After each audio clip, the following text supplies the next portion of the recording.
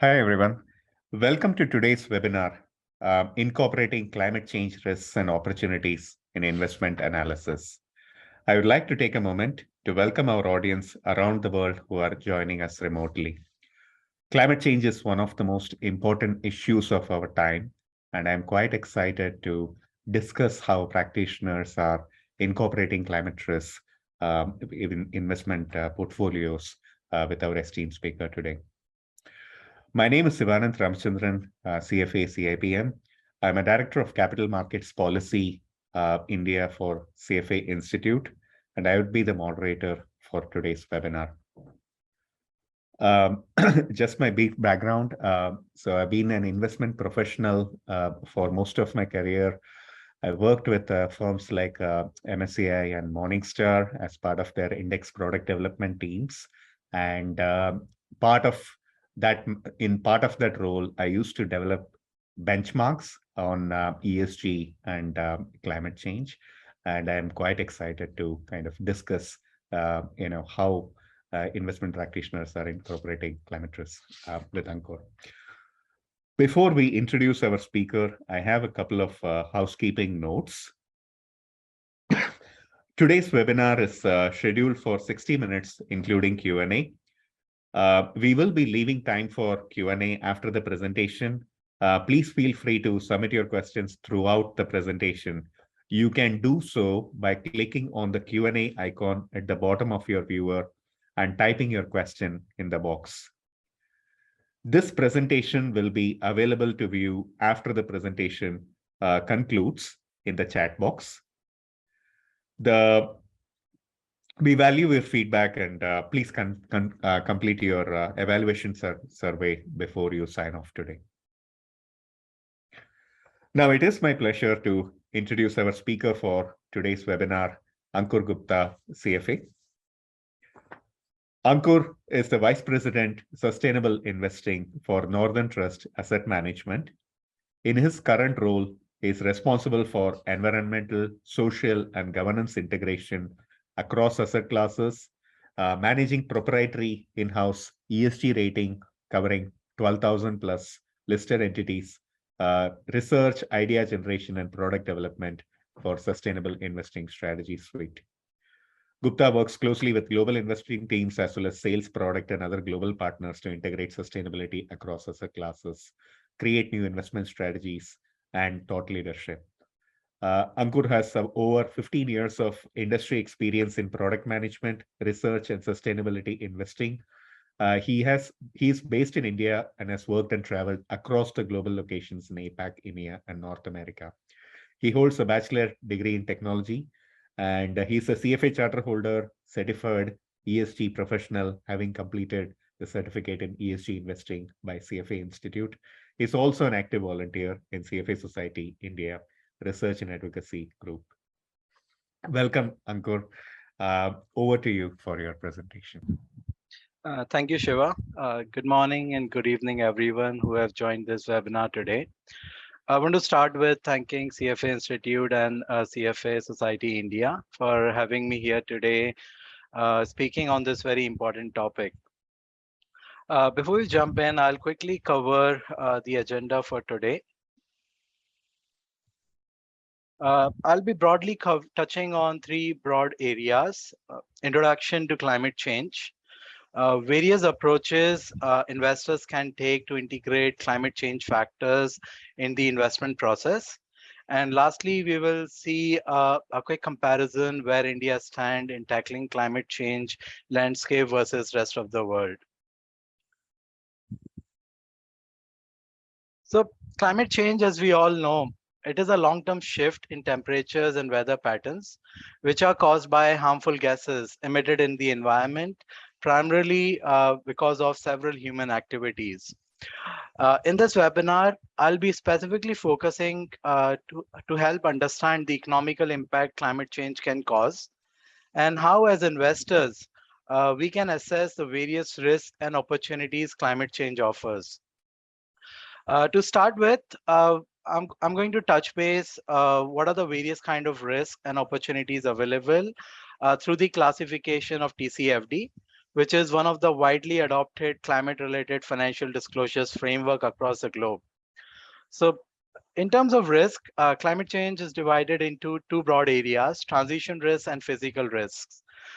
Transition risk, as the name suggests, as companies plan to transition to decarbonize or move to a low carbon economy, there are several factors which will be impacting their business strategies, which they have to take into consideration.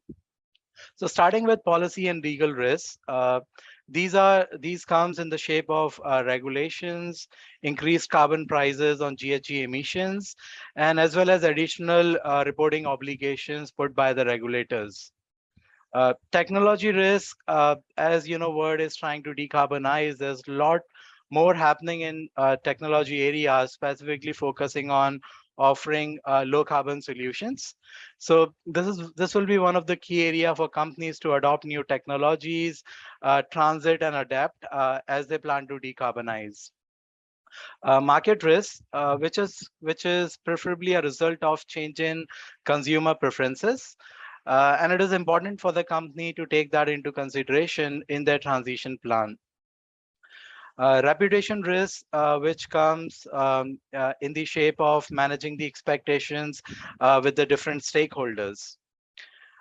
Physical risk is broadly classified as as the increase in different weather patterns, and it is broadly classified into acute and chronic risk. Acute risk focuses on the extreme changes in the weather events happening in the form of cyclones, floods, and various other events. And this causes several losses to the companies in terms of their infrastructure, supply chain disruption, and so on. So as an investor, it is important to understand the impact of these events, which then should be cascading into the research process to correctly evaluate and evaluate a company. Chronic risk is the shift in the weather patterns. It can be increase in temperature, rise in sea level, and it comes in various other forms. Some of the things which can be correlated with chronic risk is associated to the productivity of the employees who are working in harsh environments, and understanding how company will be managing those risks. In terms of opportunities, again, there are several factors which needs to be taken into consideration, starting from managing the natural resources effectively and efficiently, uh, shifting to energy sources which are low carbon emissive, innovating in terms of the product and service offering, so you can help your clients to reduce carbon emissions. Uh, Accessing new markets through offering innovative solutions or tapping on some of the opportunities. And lastly, continue to build a resilience plan for the company. So you adapt and continue to stay resilient in these tough times as they plan to decarbonize and move to low carbon economy. This slide is actually very interesting, and it's a research coming from Merit, where it highlights that transition risk will continue to dominate in the decade ahead, and then it will stabilize from there. And the major reason, as we are seeing a lot of commitments from countries and governments coming in, there's a lot of pressure on the companies to manage the stakeholder expectations and create a robust transition plan. One of the important part I want to highlight for transition risk, it not only has environmental impact, it has a lot of socioeconomic impacts as well. So taking an example, as the companies decarbonizes, they need to adapt to new technologies, new skill sets for their workforce. This is going to add on a lot of costs to the companies, and as well as they need to prepare and transit well to manage the human capital. So these are some of the expectations which investors needs to manage and understand to assess companies' preparedness for the transition risk. There's a research from Bank of England which says if there is no action taken on mitigating climate change, we could be expecting a loss between $4 trillion to $20 trillion. And it is very effective, as we are seeing a lot of repercussions in the forms of physical risk coming through cyclones, floods, and so on. which is causing a lot of losses to the companies and countries as well. So the physical risk will continue to expedite if there is no action taken, and it will come in several forms. The agriculture sector will be impacted with falling crop yields, a supply chain disruption, and so on. Before I kind of go forward, I just want to quickly spend some time on this slide to ensure everyone is aware of the various categories of carbon emissions. Starting with scope 1, which is also known as a direct carbon emission, which is pretty much emissions controlled and owned by the companies, primarily coming from their company facilities or manufacturing places. And this contributes to the category of scope 1. Scope 2 is known as indirect emissions, and this is primarily falls in the category of purchased electricity to run the business and manufacturing plants. Scope 3 emissions is also a category of indirect emissions, primarily covering everything across the value chain except for items which are covered in scope 2. And it is classified into 15 categories under upstream and downstream activities. And quickly to kind of cover some of the broader themes under scope 3, your upstream emissions can be contributed because of the purchase of goods and services, the business travels, and downstream examples can be the products which you are selling in the market, which are emitting or contributing to carbon emissions, the investments companies are making, the transportation and distribution channels.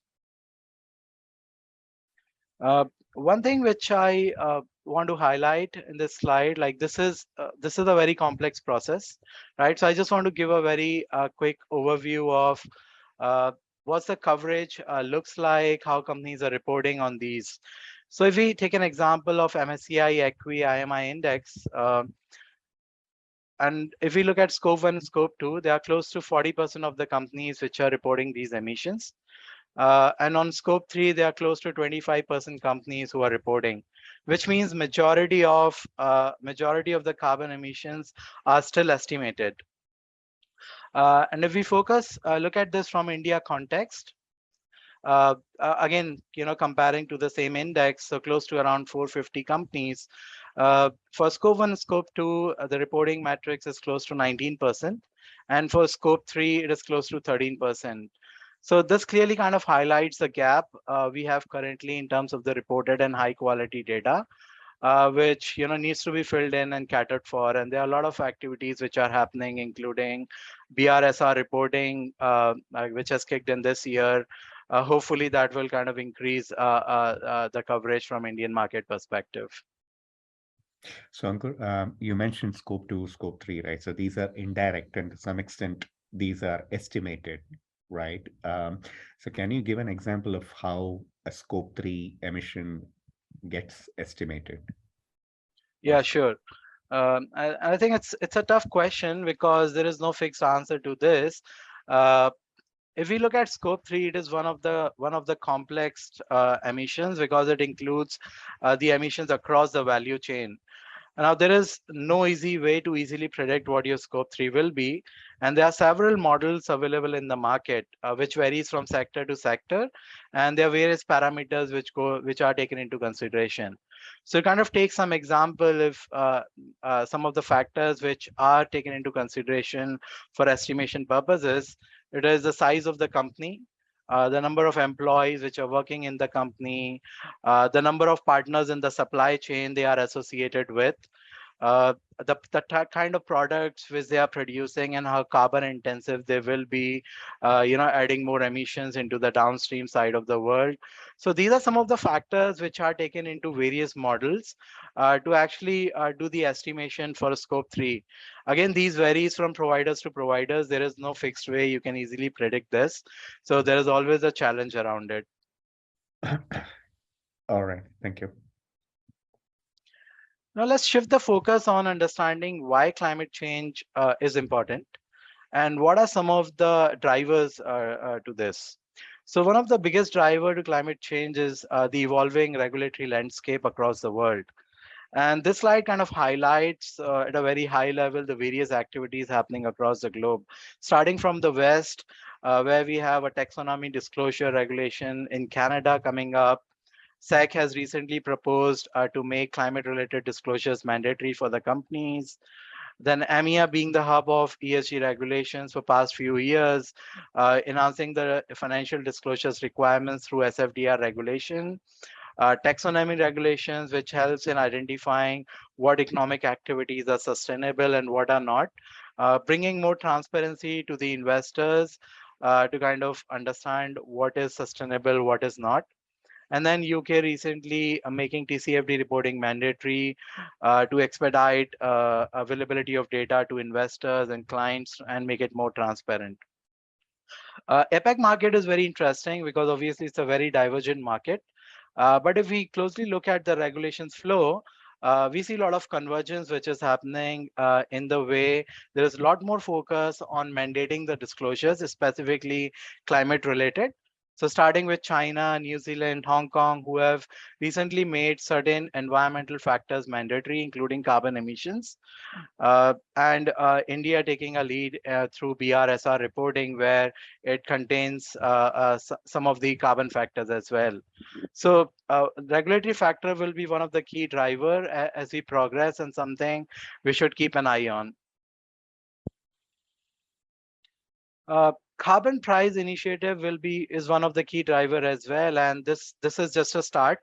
It will continue to move. So if we kind of closely look at the coverage, starting from 8 initiatives to 60 initiatives now in past few years, it's a significant development. And before I kind of jump onto more details, I just want to spend quick 1 minute for those who don't understand what carbon pricing is. So it is a mechanism to associate external costs to carbon emissions, which public pays for. It can be, the damaging of the crops, the physical infrastructure damages due to floods, and so on.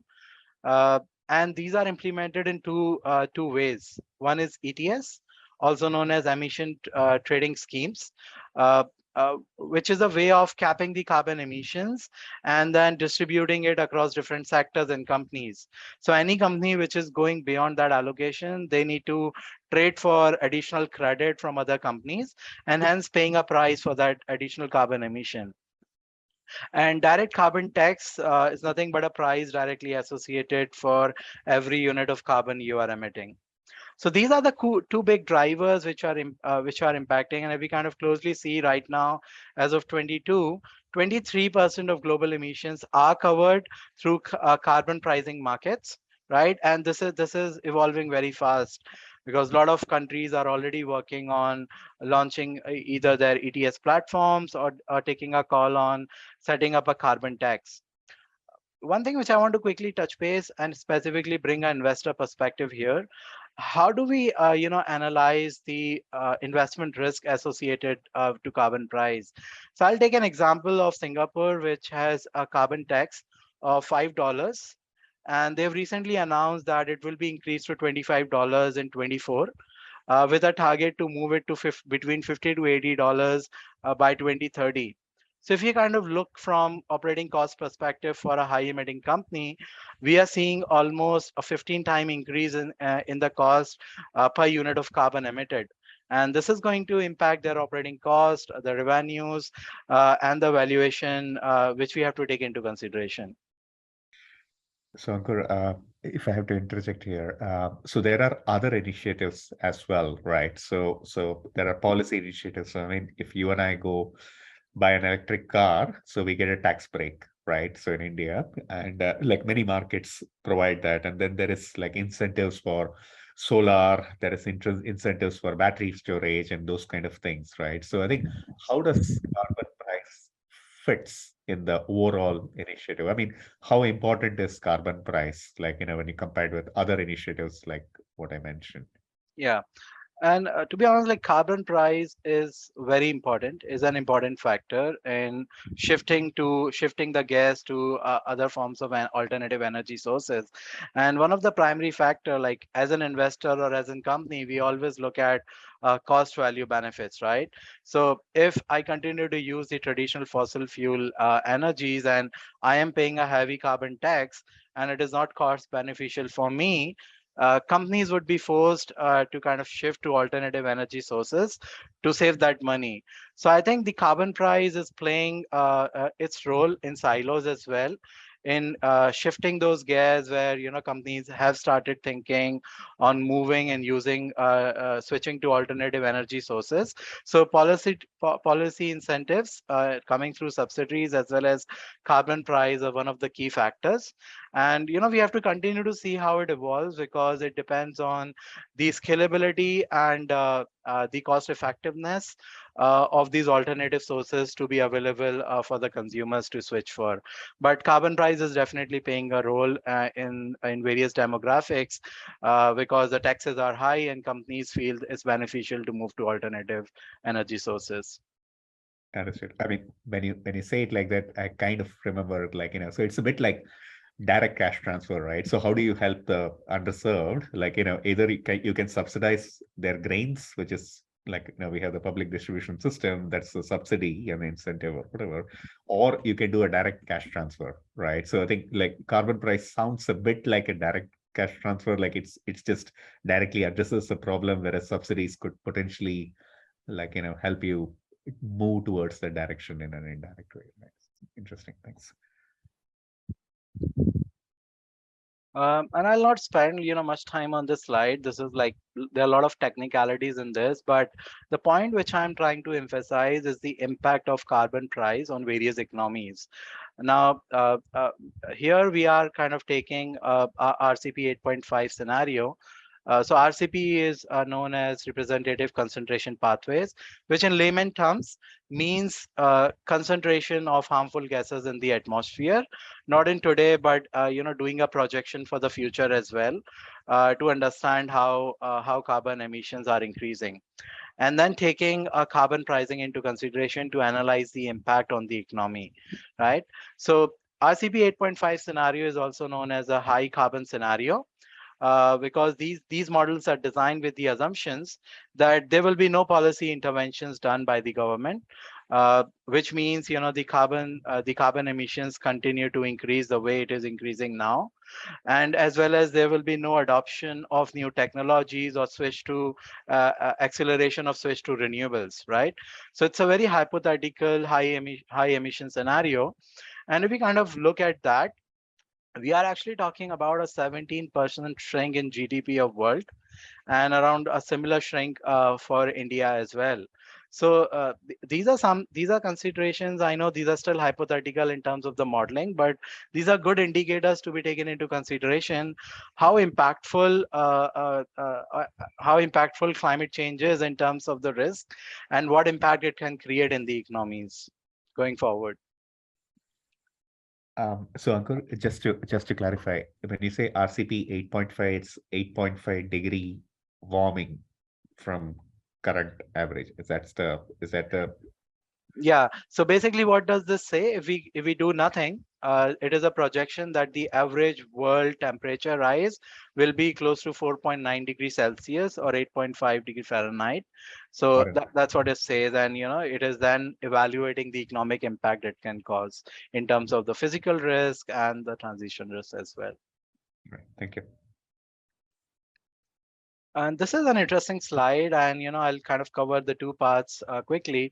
So starting with between 2014 and 2017, there is an interesting activity which happened where G2 governments have actually halved the direct support on coal mining, and they have actually increased their support for coal power investment. Uh, Now, the two takeaways which comes from this, that if this continues for a longer period, we would be seeing a gap in the demand and supply chain, and this could effectively also mean that People would prefer to shift from traditional fossil fuel energies to more renewable sources energies, provided it is available at a scale and in a cost-effective manner. And secondly, there is an interesting, data on comparing the emissions of developed versus emerging markets. So we have compared the carbon emissions of MSCI World and MSCI EM. And as you can see, in terms of the potential emissions, emerging markets almost has more than 5-fold times the emissions, right? So this kind of raises a lot of thoughts process that there are a lot of risks which are in emerging markets, which means it needs a lot of capital in order to transition to a low carbon economy.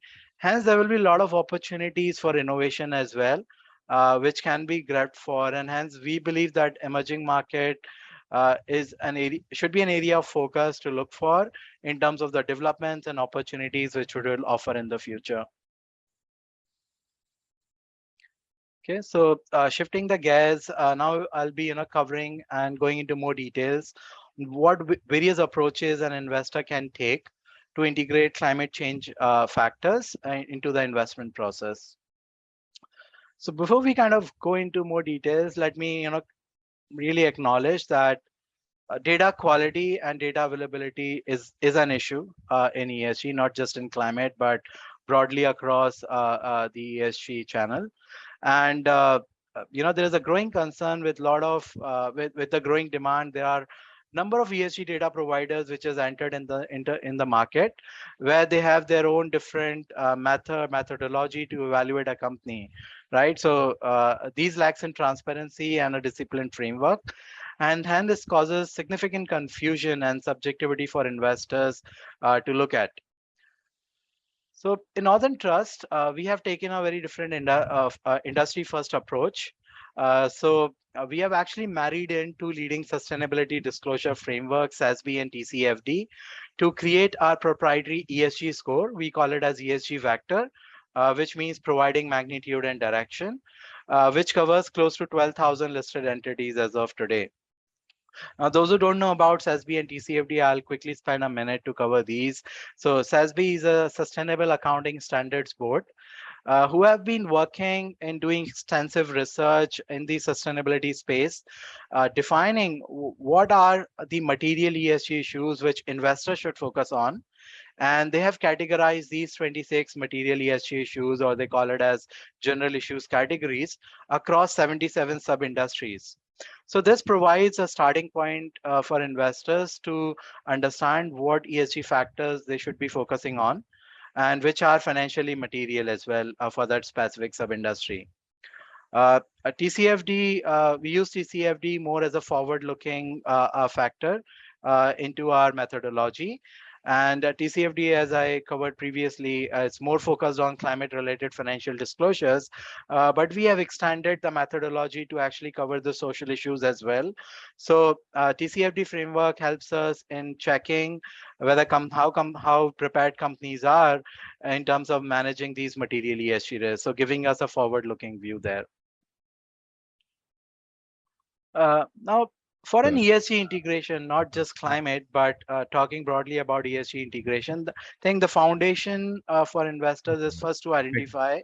Interrupt you for a minute. Sorry, if I can interrupt you for a minute. So you mentioned the SASB and TCFD, and I cannot but help but notice other terms like RCP and there were quite a few this thing, right? So and just ETS and so on. So I think how can a beginner, and many of our audience are candidates, some of them are junior members, and so how can a relative beginner come up to speed on many of these terms that can be frankly confusing? Yeah, sure. And I think that's a valid question. I think pretty much everyone who's starting in this space has the same question, because there are no standards. And if you Google, there's plenty of confusing information available there. So I think one thing which I want to highlight, as part of, and Shiva, this, as part of our ESG working group, we are working on creating a climate primer.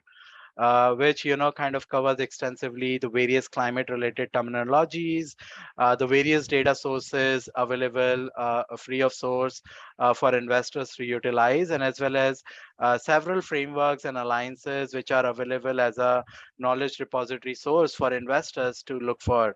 So I think that's a work in progress, but once that is available, I think it will be available to all the CFA members, and they can get benefited to understand the various terminologies, data sources, and other information. I think that will help them to get better understanding of these terminologies. All right, thank you. So as I was highlighting, identifying the material ESG issues would be the first step in an ESG integration process. And again, there are, several frameworks available in the market. Here, I'm capturing the SASB materiality map, which, as I highlighted earlier, covers close to 26 material ESG issues and spreaded them across 77 sub-industries, depending on the severity of the financial materiality for that sector. Now, if we look at, there are two broader categories from climate change perspective, which can be leveraged. One is GHG emissions, which I would say pretty much is like on a consistent basis, is material across all the sectors. So 72 out of 79 sub-industries have SASB has highlighted GHG emissions are material to them. And then they also have a separate material indicator to identify physical impact of climate change. So SASB metric can serve as a foundation for investors to start with to understand what is material and what factors needs to be taken into consideration for a specific sub-industry. Moving on, I think once you've identified the material ESG factors to focus on, the next step is to analyze and understand the impact these factors will cause on the company valuation and performance. And again, as I highlighted, there is no standard, so there is no one size fit all concept when you analyze ESG. It can be very subjective, depending on what you believe in, depending on the access of various information you have. But what I tried to done here is taking an example of an auto company in India and broadly classifying different pillars to access climate risks and opportunities. So there are 5 core pillars which I believe investors should look at. One is the historical carbon trend analysis, assessment of the transition risk and physical risk, understanding the opportunities company have, and understanding the commitments and preparedness of the company on climate risk and opportunities. So if we look at this example of this auto company, one of the important pillar for an investor to understand climate risk is transparency and getting good reported data, right? So this company discloses the emissions data in full, including scope 1, 2, and 3 across all the 15 categories. So I think from reporting scope perspective, it covers end-to-end all the emission categories to look at. Then the last 3-year trends of carbon emissions shows a 15% decline, and their carbon intensity is currently below industry median. So these are some of the driving factors which can help you to understand how the company is positioned versus the peers. Do they have a long history of reducing their carbon emissions? Are they transparent in disclosing their carbon emissions or not? Then coming to transition risk, again, being an auto sector, one of the biggest transition risks for these companies would be to transition from combustible engine vehicles, which uses petrol and diesel as their primary source, to EVs, considering the shift in consumer preferences and considering the higher prices we are seeing for these energy sources. So company recognizes transition risk as one of the key elements in their business strategy. Some of the gaps which we identified is that they don't have a detailed reporting now on the impact of these transition risks on their business and how they are going to integrate this risk into their overall risk management and business strategy. Also, they don't have a dedicated senior management or board level responsibility to address this transition risk. And looking at other factors, so company does have processes in place to cascade these informations to the boards. They are doing a lot and investing, doing a lot of capital expenditures in terms of enhancing their operational efficiency and investing in right technologies. And one important point which I want to highlight here, which is very rare, is they already consider internal carbon price of 10 USD per ton of carbon emitted. So this is their way of managing the expectations that they need money to kind of invest for per carbon of emission they are emitting. So this kind of highlights broadly how companies are prepared to manage these transition risks for future. We'll skip the physical risk since this is not material for this industry. Again, looking at the opportunities and commitments. So the company has publicly committed to go carbon neutral by 2040. They have A rating from CDP. They have approved science-based targets, have a medium-term target to reduce their carbon emissions, both scope 1 and 2 and scope 3.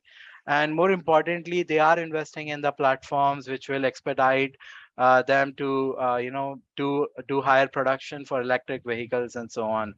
So this kind of summarizes, gives a good amount of information for the analyst, and gives a more like a template kind of feeling what information you can look at when you're analyzing companies for climate risk and opportunities perspective.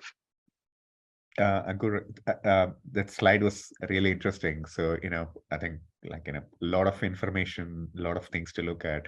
I mean, I'll just tell you from my intuition, maybe I haven't looked at sales reports, but then like in recent years, the sales of not just electric vehicles, but the sale of SUVs or larger vehicles as a mix in the auto sales, that is increasing, right? So I think like I can only see it anecdotally, but I'm sure there are sales figures will back me up.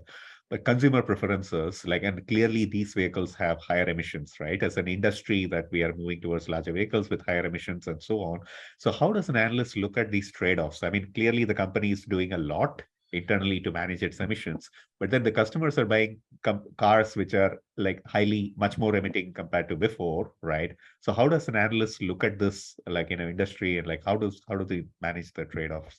Yeah, and that's a very interesting question. And I'll answer this in two parts. One, if we kind of talk about a basic fundamental analysis on a company, right?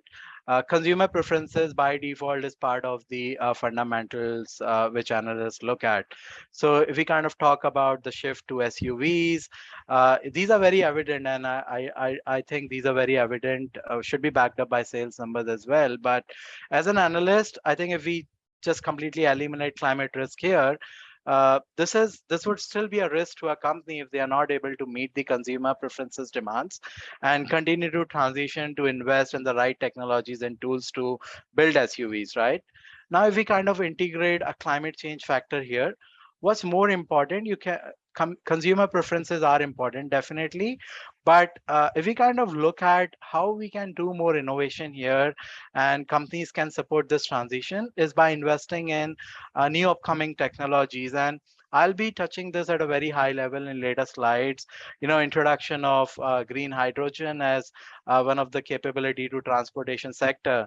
So I think consumer preferences cannot be changed and should be kind of given a preference. But the point analysts should look at as a trade-off is company aware that they are lagging and they are going to add a lot of carbon emissions and cost if they pursue that direction, and how they are planning to mitigate those carbon emissions and what investments are they making to adopt to new technologies to move to a low carbon economy. So these are some of the factors we need to look at to understand the long-term planning company has in mind to continue to support the consumer preferences, but continue to transition. Thank you. And I'll quickly run through this slide, but what I'm trying to highlight, last year there were close to 500 billion of investment made in terms of the new climate focused strategies which were launched in the market. And if we kind of look at all these strategies, they are very unique, very different the way these are designed. So there is no one size fit all, right? Every fund house takes a very different approach. Every solution is very innovative and different in a way these are designed. And these are primarily driven based on client preferences and fund house capabilities. But if we have to broadly classify and create a spectrum of climate investing, so how do we focus on creating an effective climate change investing strategy? There are four broader areas these new solutions would be classified. starting with fossil fuel exclusions, a plain vanilla strategy where you just exclude your exposure to all the fossil fuel companies, and construct a strategy which is fossil fuel free. Other approaches, you reduce the you reduce the overall portfolio carbon exposure by either investing in companies which has low carbon footprint and so on. So just focusing on reducing the carbon footprint for the portfolio. Now these two primarily, if we look at, these are more backward looking in a way that relies on historical data, and just kind of integrate into the portfolio construction process to design an investment strategy. Now, other two approaches which are there in the market, and we are seeing a lot of demand coming on these two, focusing on a strategy which looks at the climate strategy of a company, their targets and commitments, and preparedness for the future. So looking at factors which we have just discussed in terms of how much management is aware and prepared to manage the risk related to stranded assets in future, the transition and innovation in terms of new products and services, and so on. And then stewardship will continue to play a key role in this transition. And primarily it focuses on engaging with the companies to influence and put them into a right carbon decarbonization pathway, and as well as using your proxy voting power to influence your decisions and bring meaningful outcomes. So these are the four broad categories. Currently we see a spectrum of climate investing happening. And I'll kind of run through this information very quickly, but the area of focus here is, if we kind of look at MSCI World, 10% of the companies by market cap contributes 80% of the total carbon intensity. And if we look at from a sector perspective, three sectors, energy, materials, and utilities, contribute to almost 80% of the carbon emissions. Now, if we kind of look at this, somebody would kind of say, hey, we can construct a very low carbon portfolio by either excluding these sectors or excluding those 10% of the companies. But as an investor, obviously, we look at holistically in various ways to do the right balance between risk and return and client objectives, and ensuring we have the right tracking error and financial parameters taken into consideration. So, as I said, climate change is not a one-size-fits-all concept. It is driven on various factors from climate preferences, capabilities, and so on. But the point here is that if you exclude certain sectors or companies, you might be indirectly introducing a lot of biases, can be a sector bias, and so on, which might have a knockdown impact on your risk and return profile. And again, similar analysis, like on the right, if you see the chart, primarily, the four sectors, if we look at the carbon intensity distribution and compare it with the sector average, we see a lot of dispersion in these four sectors, which kind of suggests that there is still a lot of scope for investor to have exposure to these sectors by selecting the right companies and eliminating making the right decision to choose the right companies who are better than their peer classes. And this is actually an interesting slide where we have actually collated MSCI ESG ratings. And the research kind of highlights that it's a normalized distribution, but we see significant biases across regions and sectors. So for example, if we go with the MSCI ESG score distribution, utilities is the best rated sector, and Europe is the best rated region from MSCI ratings perspective. And this kind of ties back to the starting slide where I've highlighted that these third-party rating providers comes with their own challenges and methodologies, which investors needs to be aware of and take into consideration when incorporating into your investment framework. All right, so moving on, we'll quickly kind of wrap up with understanding where India stands in terms of climate change landscape versus rest of the world. Now, obviously, there is lot has happened in terms of the commitments coming from various countries in past few years. If we specifically focused on India, last year in Glasgow, India made a commitment that they are going to achieve net zero by 2070. And they have set up some emission reduction targets close to 45% with a baseline of 2005. And focusing on shifting to more renewable sources of energy for their power generation needs. So the commitment is for 50% switch to renewable sources by 2030. Now, this kind of creates a lot of opportunities in the coming years, because with these commitments coming in play, it is expected there will be a lot of policy-driven initiatives, and there will be a lot of focus on alternative energy sources. So a lot of innovation, a lot of technology disruption, which will be happening, which we need to keep an eye as an investor, and help in mitigating risk and grab on those opportunities. And quickly highlighting some of the development which has happened in past 1 or 2 years. uh, Introduction of green hydrogen and green ammonia policy in India, so with a target of creating close to 5 million tons by 2030, and making India as an export hub for the clean fuel. India has done a lot of investments on the renewable energy, and this important, this good research work by JMK kind of highlighted that compared to 2021 year, there's a jump of close to 125% of investment moving to renewable energy sources. And then I think in last 1 year in 2021, India has done a lot of developments in terms of expediting their energy generation capacity from renewable sources of energies like solar, water, and wind. And I'll probably don't go into much details, but they have been ranked into top 5 categories across the globe for some of these works which has been done. And lastly, this slide is a comparison using a scenario analysis approach. So what I've done in this slide, I've taken MSCI India as a base and compared it with MSCI ICWI, and try to understand under different scenarios, where does MSCI India stand in terms of temperature alignment and in terms of the carbon commitment. So results are not that great, to be honest. Like as of 2022, MSCI India has a temperature alignment of 6 degrees, much below the net zero expectation of 1.5 degree. And there is a big overshoot of carbon budget in the current scenario versus MSCI ICWI, which is 2.5, 2.9 degree centigrade. And considering there is a heavy reliance of fossil fuels to meet our energy demands currently, this was expected.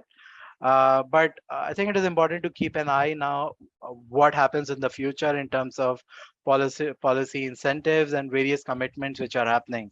So if we look at the below bar, it kind of compares the MSCI India commitments by the companies through science-based targets versus MSCI ICWI. If we kind of look at the no target category, they are close to around 50% of the companies who still haven't set up a climate target for themselves. So, continue to kind of look at these companies when you're investing and evaluate from a risk return profile perspective, the impact of climate change, which can cause on these companies. And I think with a lot of new demand coming in and activities happening, things would fall in, and companies will take more actions as we progress. And with that, I think I just want to conclude by saying investors really need to integrate the assessment of climate risk into their investment process to get an upper edge of with an ability to mitigate some of the long-term risk, and get access to a lot of new opportunities. There's a lot of innovation and greater availability is already available in terms of a lot of investment solutions across the globe. And I think the context of debate has changed, whether to look at climate change as a risk, to when and how we should be taking it forward. I think with that, I'll probably conclude here, Shiva. All right. Thanks, Ankur, for the insightful presentation. So we have a few questions coming in. So I'll probably start with the audience question. So what the first question is on carbon prices. How do you see the future for carbon prices? Do you see convergence? Do you see, you said Singapore is $5, they want to go to like 50 or $80 or something. How do you see the future for carbon prices going forward? I think as we kind of start and each country will try to kind of define their own way for now. It will start to converge because there is a cross-border alignment which needs to happen, right?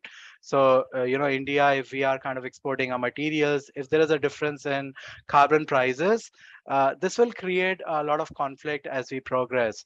So in the near future, to be honest, I don't see a convergence happening immediately because this is just a start where countries are still evaluating where they stand and how they should prepare for the future. But in the long term, I definitely see a scope where this will be converged and there will be more cross-border carbon markets kicking in to enable the import and export activities happening between the countries.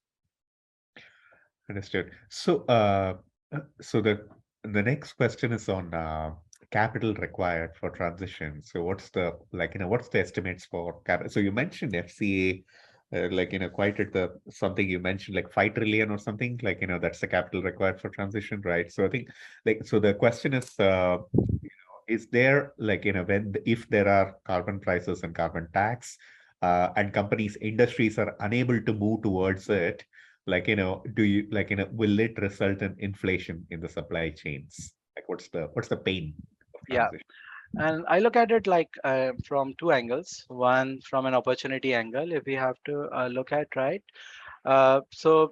Definitely there will be a knockdown impact. There's heavy investment needed. I don't have the numbers on top of my head, but it was in trillions.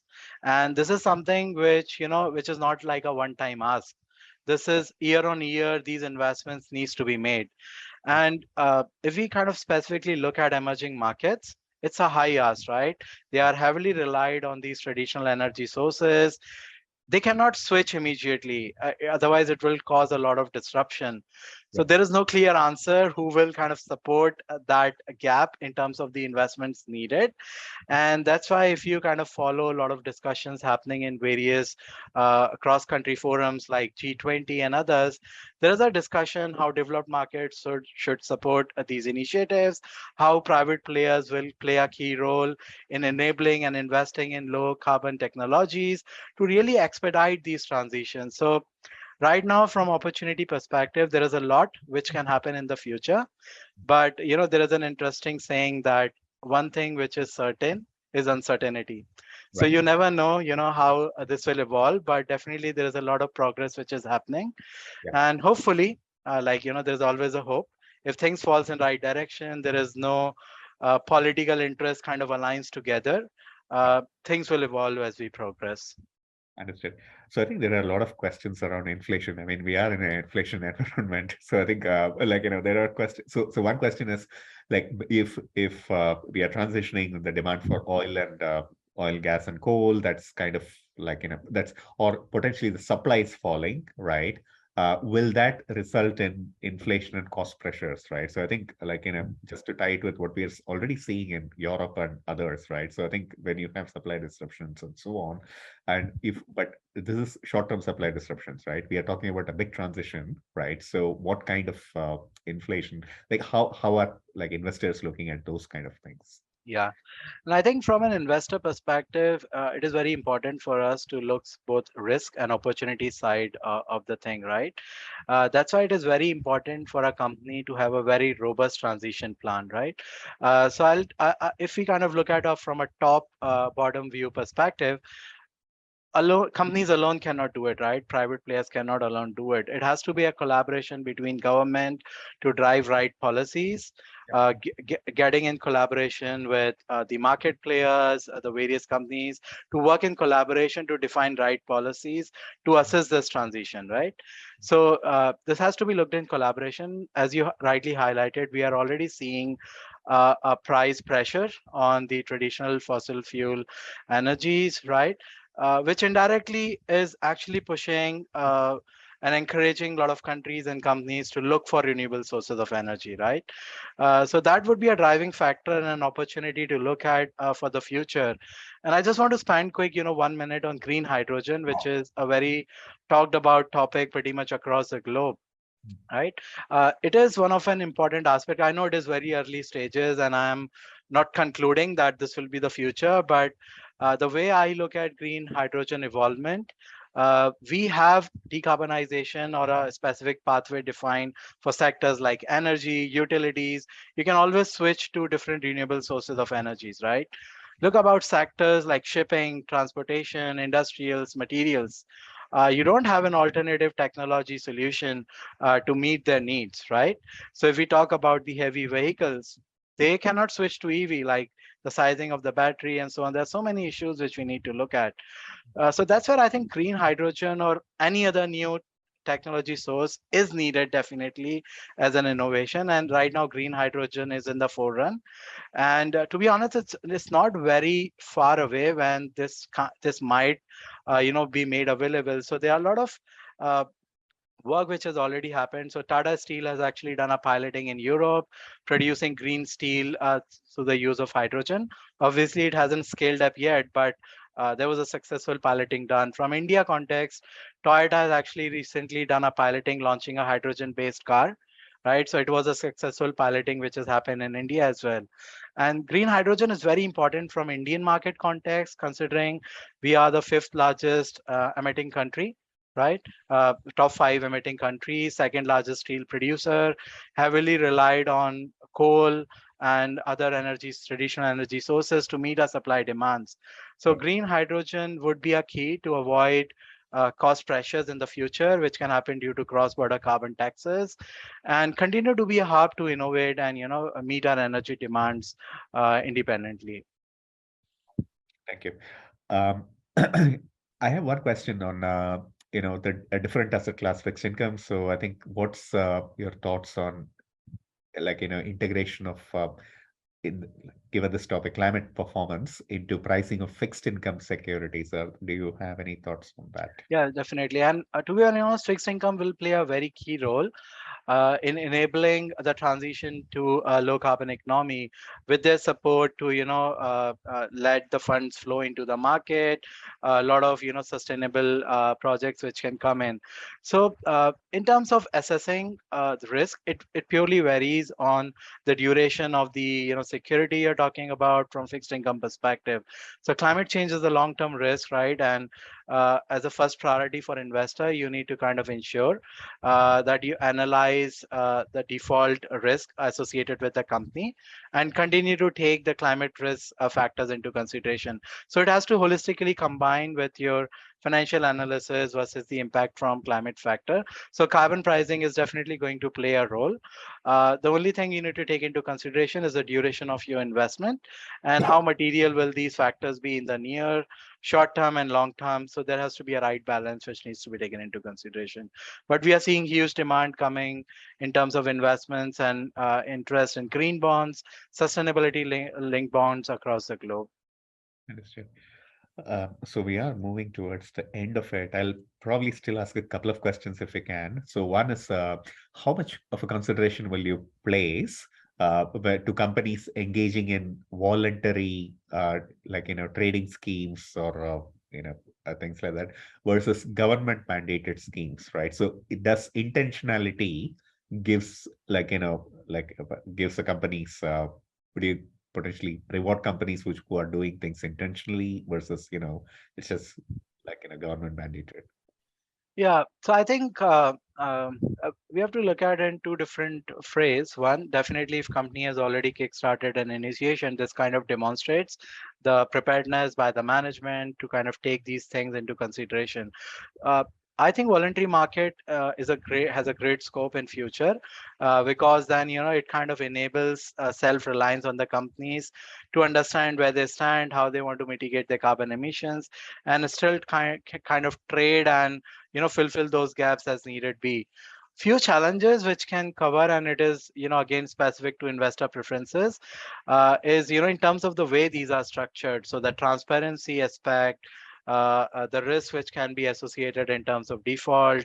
So when you are operating in a government regulated environment, you might have certain benefits in terms of the transparency, the regulatory aspect of it versus a voluntary. But both are equally good and have future for take into consideration.